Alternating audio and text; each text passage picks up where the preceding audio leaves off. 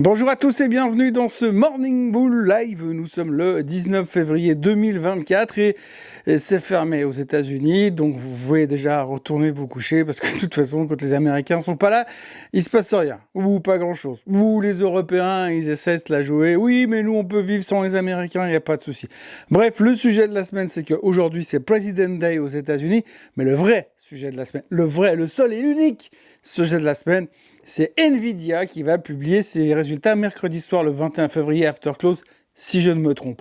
Alors, ce qui est assez intéressant, c'est que finalement, on va parler que ça. Aujourd'hui, lundi, États-Unis fermés, on va parler de Nvidia. Demain, mardi, Nvidia n'aura pas encore publié, mais on va en parler quand même.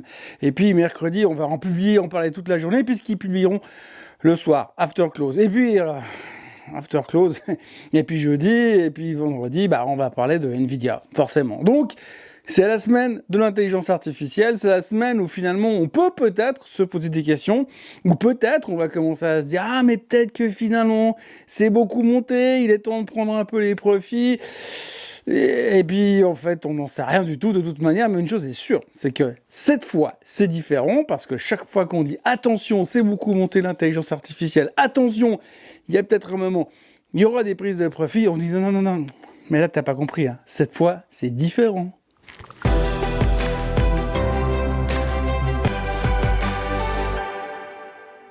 Alors, puisque cette fois c'est différent, je ne résiste pas à l'envie de vous remontrer encore une fois le graphique de SMCI, Super Microcomputer. On en a parlé dans le Morning Bull de ce week-end, mais grosso modo, SMCI s'est fait déglinguer vendredi soir après avoir atteint un RSI de 97. Eh bien, ça n'était jamais arrivé depuis GameStop. Eh bien, visiblement, le RSI de 97, on va le surveiller très attentivement parce que la prochaine fois qu'il y en aura un qui va se dessiner sur le marché, ce sera peut-être l'occasion de le shorter. Alors, je vous rassure, pour l'instant, quand on regarde le graphique de Nvidia, nous ne sommes pas encore sur un RSI de 97, de loin pas. Il y a encore une marge de progression absolument monstrueuse.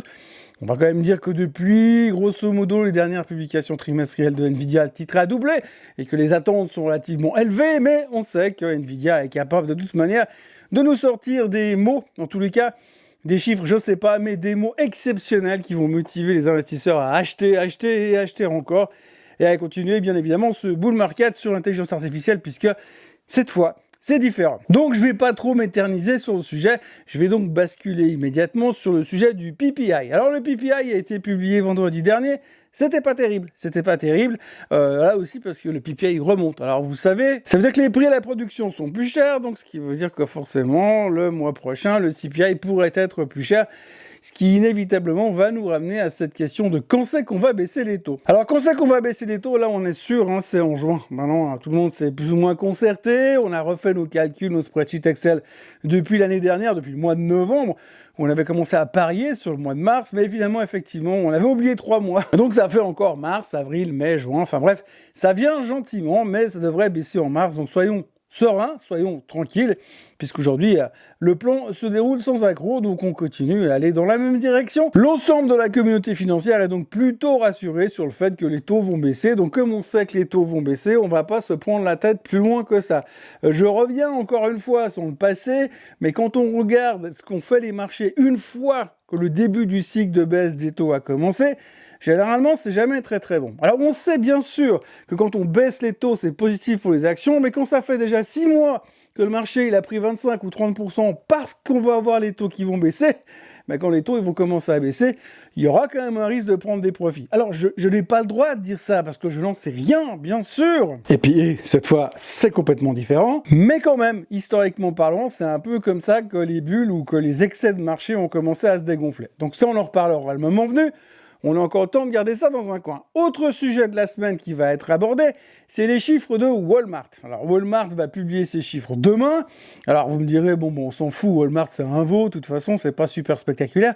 Et c'est vrai, mais il y aura Walmart et Home Depot, en gros, les gros détaillants américains qui vont publier. Et quand eux, ils publient, en général, ça nous donne une bonne idée de ce qui est en train de se passer au niveau de la consommation. Oui, parce qu'aux États-Unis, le moteur de la croissance, c'est le consommateur. Donc si on nous l'enlève, On va avoir des problèmes. Eh bien, demain, on aura une bonne idée de comment se comporte le consommateur. On sait qu'il a claqué un maximum de pognon en décembre.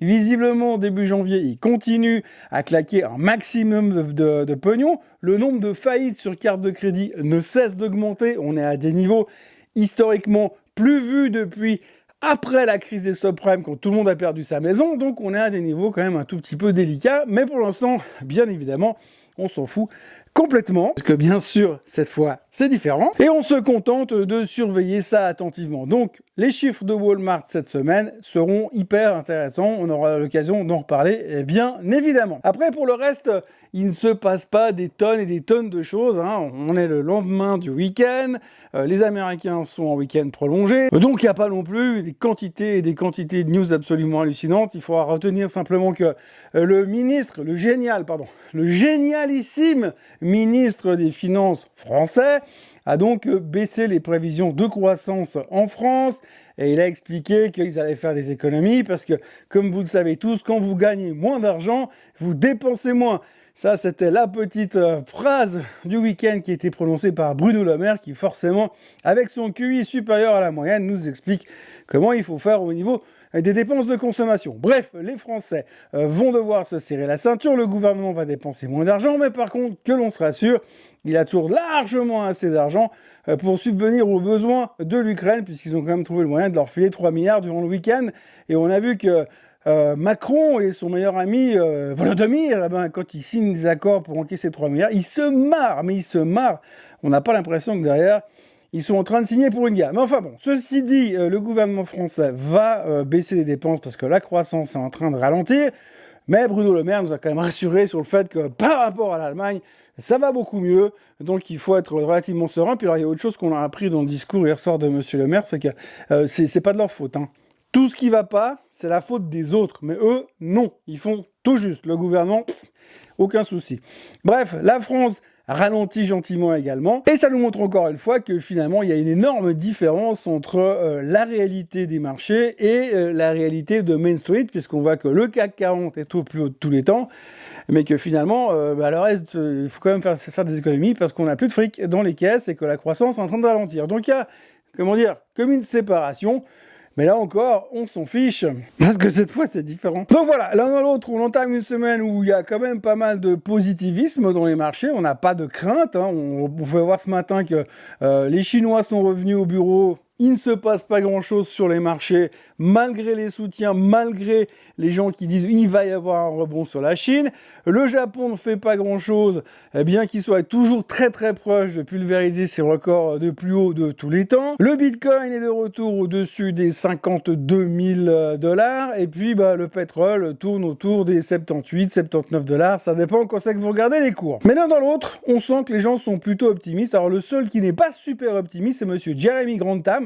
Alors Grantham, il n'est pas connu pour être le mec le plus bullish de la planète, mais alors lui, par contre, il est venu nous dire ce week-end que alors il y a une bulle, méga bulle dans le real estate, dans l'immobilier en général, hein, pas que l'immobilier commercial, que le marché il est beaucoup trop haut, il est beaucoup trop cher et que les rendements sur les actions vont être totalement déprimants pour les 10 prochaines années. Et puis alors surtout, il a osé dire que la bulle de l'intelligence artificielle allait nous péter à la figure et ça allait faire super mal. Alors espérons simplement que ce qui s'est passé sur Super Micro Computer n'est qu'une opportunité d'achat, puisque tout le monde sait que cette fois c'est différent, et que monsieur Jeremy Grantham a totalement tort, parce que si c'est le début d'une correction quelconque, je peux vous dire que si il s'avère, alors je sais bien, c'est n'importe quoi, parce que c'est différent, mais s'il s'avère que c'est le début d'une correction sur une bulle spéculative, pour avoir été là en mars 2000 quand ça a commencé à baisser, ça baisse très très vite. Alors on se rassure, pour l'instant les marchés,